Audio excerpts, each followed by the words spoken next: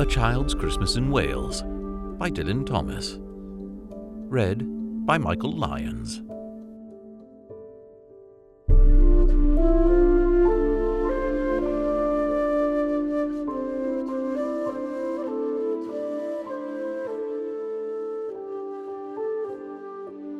One Christmas was so much like the other, in those years around the Seatown corner, now out of all sound except the distant speaking of the voices I sometimes hear a moment before sleep, that I can never remember whether it snowed for 6 days and 6 nights when I was 12, or whether it snowed for 12 days and 12 nights when I was 6. All the Christmases rolled down toward the two-tongued sea like a cold and headlong moon bundling down the sky that was our street. And they stop at the rim of the ice-edged, fish-freezing waves, and I plunge my hands in the snow and bring out whatever I can find. In goes my hand into that wool-white, bell-tongued bowl of holidays resting at the rim of the carol-singing sea, and out come Mrs. Prothero and the fireman. It was on the afternoon of the day of Christmas Eve, and I was in Mrs. Prothero's garden, waiting for cats with her son Jim. It was snowing. It was always snowing at Christmas. December, in my memory, is as white as Lapland, although there were no reindeers. But there were cats. Patient, cold, and callous, our hands wrapped in socks, we waited to snowball the cats. Sleek and long as jaguars, and horrible-whiskered, spitting and snarling, they would slide and sidle over the white back garden walls, and the lynx-eyed hunters, Jim and I, fur-capped and moccasin trappers from Hudson Bay, off Mumbles Road, would hurl our deadly snowballs at the green of their eyes. The wise cats never appeared. We were so still, Eskimo-footed Arctic marksmen, in the muffling silence of the eternal snows, eternal ever since Wednesday, that we never heard Mrs. Prothero's first cry from her igloo at the bottom of the garden. Or if we heard it at all, it was, to us, like the far-off challenge of our enemy and prey, the neighbor's polar cat. But soon the voice grew louder.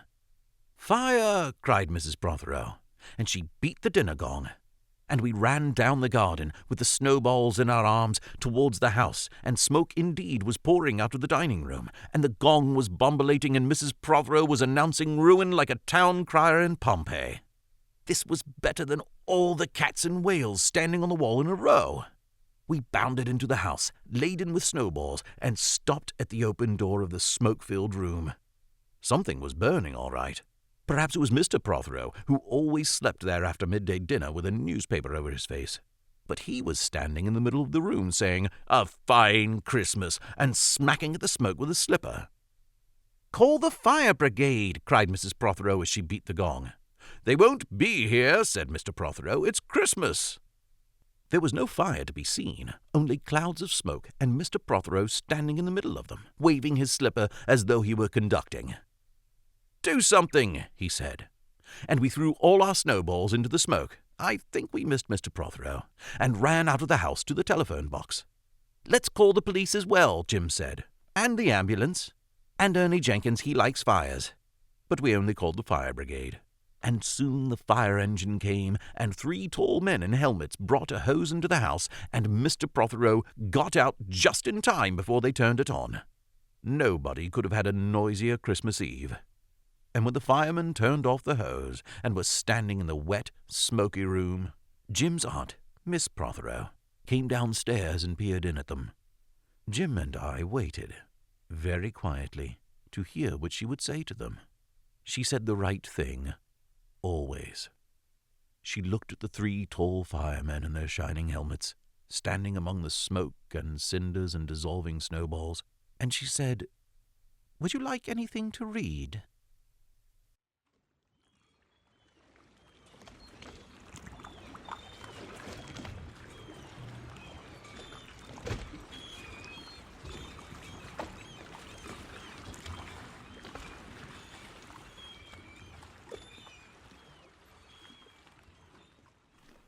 Years and years ago, when I was a boy, when there were wolves in Wales, and birds the colour of red flannel petticoats whisked past the harp-shaped hills, when we sang and wallowed all night and day in caves that smelt like Sunday afternoons in damp front farmhouse parlours. And we chased with the jawbones of deacons, the English and the bears, before the motor car, before the wheel, before the duchess-faced horse, when we rode the daft and happy hills bareback. It snowed, and it snowed. But here a small boy says, "It snowed last year, too. I made a snowman, and my brother knocked it down, and I knocked my brother down, and then we had tea." But that was not the same snow, I say. Our snow was not only shaken from whitewash buckets down the sky. It came shawling out of the ground and swam and drifted out of the arms and hands and bodies of the trees. Snow grew overnight on the roofs of the houses like a pure and grandfather moss, minutely ivied the walls, and settled on the postman opening the gate like a dumb, numb thunderstorm of white, torn Christmas cards. Were there postmen then, too? With sprinkling eyes and wind-cherried noses, on spread frozen feet, they crunched up to the doors and mittened on them manfully. But all that the children could hear was the ringing of bells. "You mean that the postman went rat-a-tat-tat and the doors rang?" "I mean that the bells that the children could hear were inside them. I only hear thunder sometimes, never bells." There were church bells, too. "Inside them?" No. In the bat-black snow-white belfries, tugged by bishops and storks. And they rang their tidings over the bandaged town, over the frozen foam of the powder and ice cream hills, over the crackling sea. It seemed that all the churches boomed for joy under my window, and the weathercocks crew for Christmas on our fence. Get back to the postmen.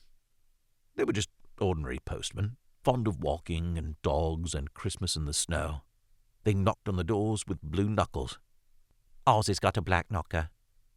And then they stood on the white welcome mat in the little drifted porches and huffed and puffed, making ghosts with their breath, and jogged from foot to foot like small boys wanting to go out. And then the presents. And then the presents, after the Christmas box. And the cold postman, with a rose on his button nose, tingled down the tea-tray-slithered run of the chilly glinting hill. He went in his ice-bound boots like a man on fishmonger's slabs. He wagged his bag like a frozen camel's hump, dizzily turned the corner on one foot, and by God he was gone. Get back to the presents.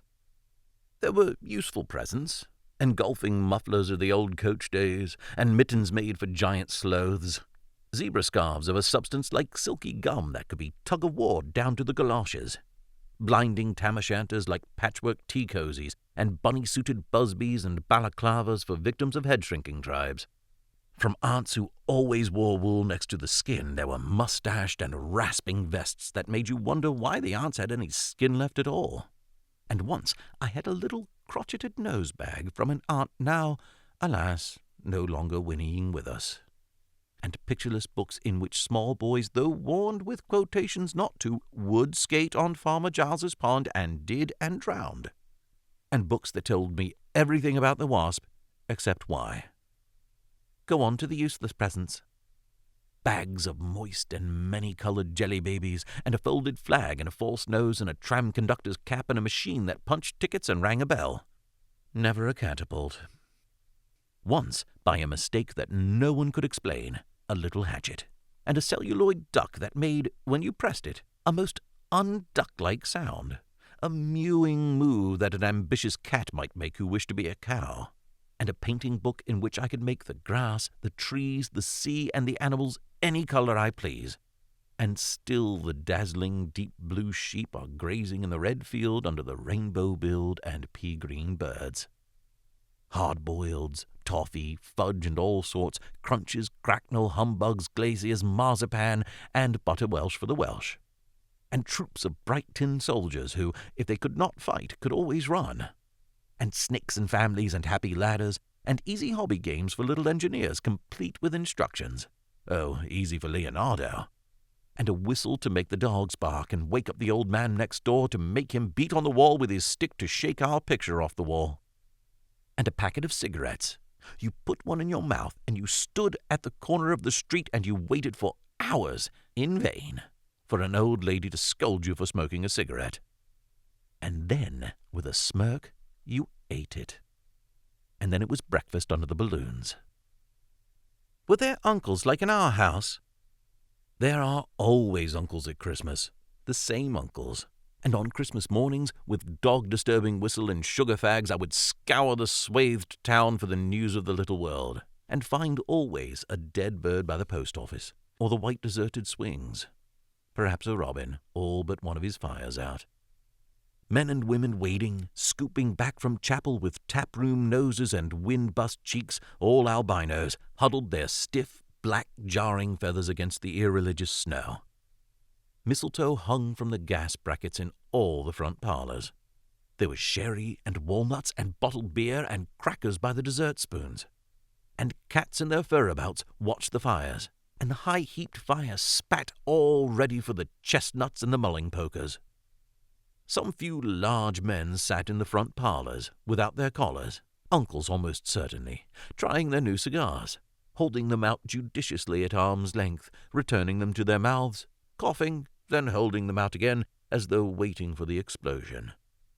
And some few small aunts, not wanted in the kitchen, nor anywhere else for that matter, sat on the very edges of their chairs, poised and brittle, afraid to break, like faded cups and saucers.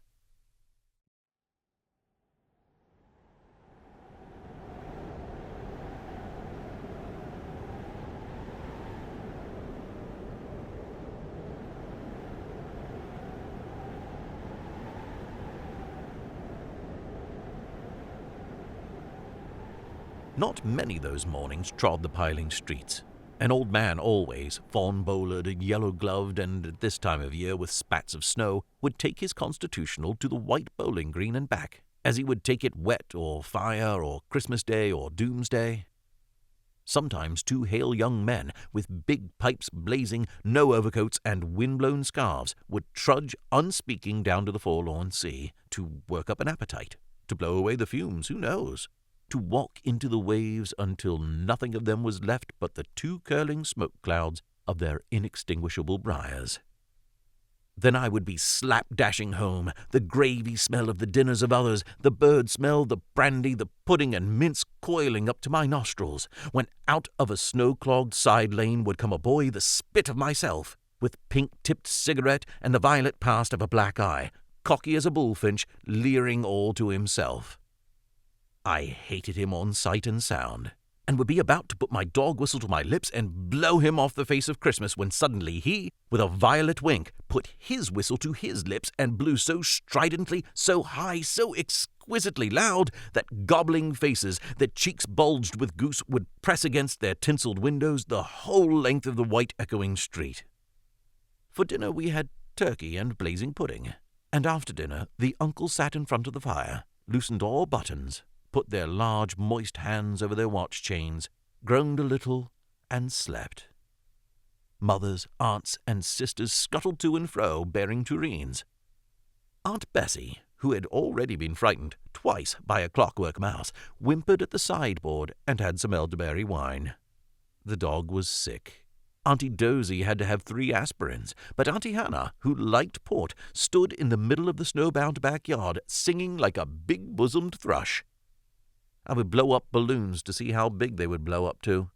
And when they burst, which they all did, the uncles jumped and rumbled. In the rich and heavy afternoon, the uncles breathing like dolphins and the snow descending, I would sit among festoons and Chinese lanterns and nimble dates, and try to make a model man of war, following the instructions for little engineers, and produce what might be mistaken for a sea-going tram-car. Or I would go out, my bright new boots squeaking, into the white world, on to the seaward hill to call on Jim and Dan and Jack, and to pad through the still streets, leaving huge deep footprints on the hidden pavements. People will think they've been hippos. What would you do if you saw a hippo coming down our street? I'd go like this, bang! I'd throw him over the railings and roll him down the hill, and then I'd tickle him under his ear and he'd wag his tail. What would you do if you saw 2 hippos? Iron-flanked and bellowing he-hippos clanked and battered through the scudding snow towards us as we passed Mr. Daniel's house. Let's post Mr. Daniel a snowball through his letterbox. Let's write things in the snow. Let's write Mr. Daniel looks like a spaniel all over his lawn. Or we walked on the white shore. Can the fishes see it snowing? The silent, one-clouded heavens drifted on to the sea. Now we were snow-blind travellers lost on the North Hills, and vast, dew-lapped dogs with flasks round their necks ambled and shambled up to us, baying Excelsior. We returned home through the poor streets, where only a few children fumbled with bare red fingers in the wheel-rutted snow and catcalled after us, their voices fading away as we trudged uphill into the cries of the dock-birds and the hooting of the ships out in the whirling bay. And then, at tea, the recovered uncles would be jolly, and the ice cake loomed in the center of the table like a marble grave. Auntie Hannah laced her tea with rum, because it was only once a year.